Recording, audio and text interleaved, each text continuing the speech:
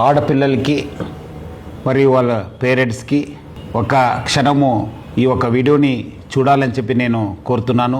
ముఖ్యంగా ఈ smart phone రావడంతో అందరూ కూడా దానికి అలవాటమయ్యి దాని ద్వారా మళ్ళీ సోషల్ మీడియాలో అలవాటయ్యి చాలా విషాదకరమైన సంఘటనలు నా దృష్టికి వస్తున్నాయి.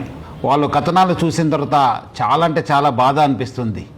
సో అందుకు మీ ముందు వచ్చి కొన్ని మాటలు చెప్పాలని చెప్పి నేను అనుకున్నాను.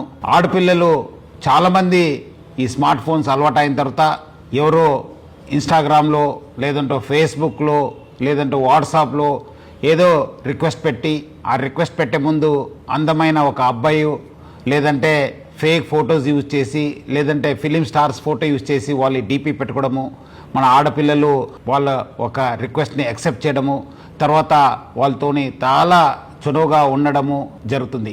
కొన్ని రోజు అయిన తర్వాత ఇట్లానే ఆ ఒక మాటలు వాళ్ళ ఒక పర్సనల్ ఫొటోస్ కావాలి, మీరు చాలా అందమై ఉన్నారు, చాలా స్వీట్ వర్డ్స్ చెప్పడంతో మన ఆడపిల్లలు కూడా ఏదో తెలియక వాళ్ళు పర్సనల్ ఫొటోస్ పంపడము.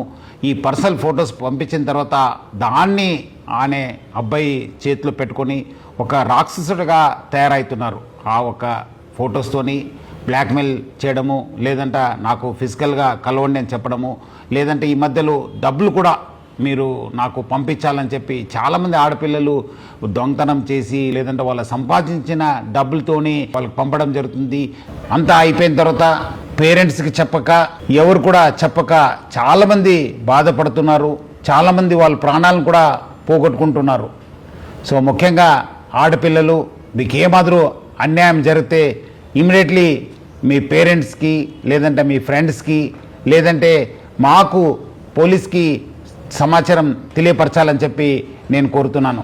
పేరెంట్స్ కూడా చాలా జాగ్రత్తగా ఉండి వాళ్ళు ఆడపిల్లలతోని సమయం కేటాయించాలి. వాళ్ళు ఏం చేస్తున్నారు, ఎక్కడ చేస్తున్నారు, వాళ్ళు ఎవరి దగ్గర వెళ్తున్నారు అనేది పైన కూడా నిఘా పెట్టాల్సిన అవసరం ఎంతో ఉంది. ఇట్లాంటి సంఘటనలు మీ దృష్టికి వస్తే మీరు ఇమీడియట్లీ డయల్ 100కి ఫోన్ చేయాలని చెప్పి కోరుతున్నాను.